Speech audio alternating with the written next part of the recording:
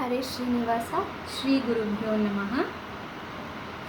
रामचंद्राय जनकराजजामनोहराय मामकाभीष्टदाय महितमङ्गलम्। रामचंद्राय जनकराजजामनोहराय मामकाभीष्टदाय महितमङ्गलम्। कोसलेशाय मन्दहासदासपोषणाय वासवादिविनुत सद्वरदमङ्गलम्। कोसलेशाय मन्दहासदासपोषणाय वासवादिविनुत सद्वरदमङ्गलम्। चारुकुङ्कुमोपेतचन्दनादिचर्चिताय हारकटकशोभिताय भूरिमङ्गलम्। चारुकुङ्कुमोपेतचन्दनादिचर्चिताय हारकटकशोभिताय भूरिमङ्गलम्। ललितरत्नकुण्डलाय तुलसीवनमालिकाय जलजसदृशदेहाय चारुमङ्गलम्।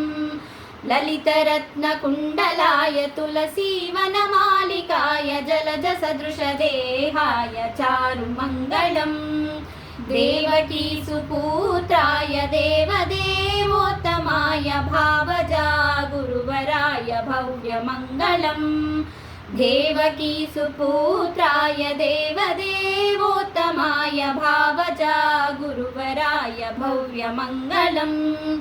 पुण्डरीकाक्षाय पूर्णचन्द्राननाय अण्डजावाहनाय अतुलमङ्गलम्। पुण्डरीकाक्षाय पूर्णचन्द्राननाय अण्डजावाहनाय अतुलमङ्गलम्। विमलरूपाय विविधवेदान्तवेद्याय सुमुखचित्तकामिदाय शुभदमङ्गलम्। विमलरूपाय विविधवेदान्तवेद्याय सुमुखचित्तकामिदाय शुभदमङ्गलम्। Ramdas मृदुलहृदय तामरसनिवासाय Swami भद्रगिरिवराय सर्वमङ्गलम् दिव्यमङ्गलम्। रामचन्द्राय जनकराजजामनोहराय मामकाभीष्टदाय महितमङ्गलम्।